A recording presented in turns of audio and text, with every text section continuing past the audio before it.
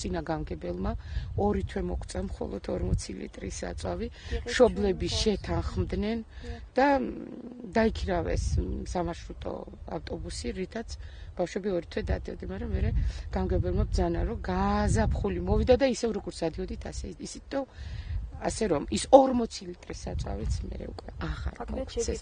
შეწყდა ხო? შეწყდეს და ძალიან მძიმეა. ძალიან მძიმე გახლავთ. აი წარმოიდგინეთ წვიმაში სველი ბავშვი, რომელიც 3-6 კილომეტრს მოდის ფეხით. ან უნდა ღუმელთან დასვა და გაათბო, ან კიდევ უნდა სახლში გაუშვა. დაიწყო მიგრაცია. ჯიჯეთიდან, ვერხველიდან ის მშობლები, ის ოჯახები, რომლებსაც ხელი ეწიფებათ, რომ რაიონის გარეთ შეინახონ თავიანთი შვილები, ახალგაზრდა დედები და მამები მიდიან და თავიანთი პატარა შვილები მიყვანთ. თქვენი ყავით მძღოლი, რომელსაც დაგყავდათ ბავშვები ჯიჯისკენ ზარიძეების სკოლაში. რამდენი ხანი დადიოდით? აი, რამდენი ხანი დაგყავდათ? 2 თვე ვატარე. 2 თვე, ხო, ეს რა პერიოდი იყო? წინა წლის ზამთარში? წინა წლის ზამთარში. და რანაირად ხდებოდა თქვენი ანაზღაურება, ან რატომ შეწყდა მე? შეწყდა, იმიტომ შეწყდა, რომ 40 ლიტრ სალიარკას მაძლევდნენ. დიახ. და სადღაც ეხლა ჩემი სალიარკით სკოლა უიმათოდ მეხმარებოდა კიდე 20 ლიტრ სალიარკას მიმატებდნენ, რომ ნამდვილად წუხდებოდა დირექტორი.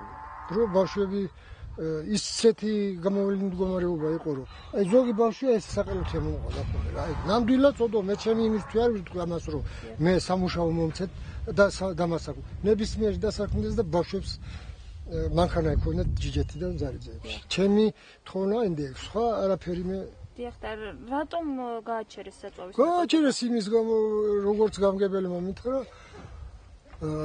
ჟინვალის გზაზე და სადღაც გზაზე დაგვეხარჯეს სალიარკა, აღარა გვაქვს და შეწყდა კარგად იყავით მეთქი. და თქვენ ვინ გინაზღაურებდათ მე თანხას? ბავშვი, მშობლები. მშობლები კრებდნენ ფულს და ეს კი.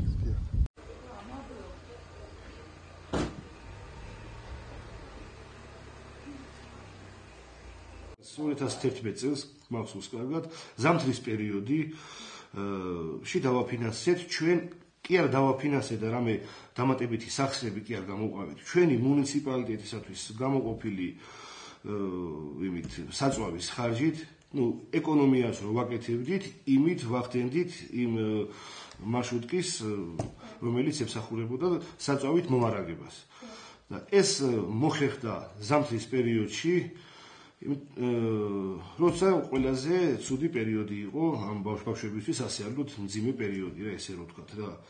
ხო და დამატებითი სახსრები ამაზე არ გამოძებნილა, იმიტომ რომ არ არსებობს ჩვენ რომ სკოლები, ესე იგი მოგეხსენებათ ვაუჩერულ დაფინანსებაზე არიან და როგორც ესეთი რომ აი სკოლებისთვის თანხა გამოყოს, თუ სპეცტრანსფერი არ არის, არა ქონდა და თანაც მოგეხსენებათ რომ ეს საწვავი მუნიციპალიტეტს ლიმიტირებული, თვითონ გამგებლის ინიციატივა იყო, მაშინდელი გამგებლის ინიციატივა თავისი საკუთარი იმიდან ფონდიდან, რაც მისთვის იყო გამოყოფილი საწვავი, თავისი ლიმიტიდან ახდენდა იმ საწვავით დახმარებას. 2 თვეს, შეიძლება 3 თვე, ყოველ შემთხვევაში აი ზამთრის პერიოდი იქნა გადატანილი იმისათვის, რომ ბავშვებს შეძლებიყოთ სიარული. დიახ. პედაგოგებს და თვითონ ბავშვებს თანტო. აი ეხლა ამ ზამთარს რა იქნება სამომავლოდ? აი შეიძლება სხვა რა კიდე აი იყოს. შესაძლებელია ისევე იმით აი ეს ზამთარი თქვათ, იმიტომ რომ იქ არიან პირველი, მეორე ძალიან პატარა ბავშვები, რომლებსაც კი ბატონო. საზიდი აქვს უზარმაზარი ჩათები. კი და თანაც სულაც რომ იმას ზურგჩანთი სიმძიმეს რო თავი დავანებოთ, მანძილი აქვს გასავლელი რა. კი ბატონო. ჩვენ რაიონში რო ძალიან ხშირად გზაც გაუვალია ხოლმე ისეთი ნამქერები იცის აღნიშნულ პერიოდში.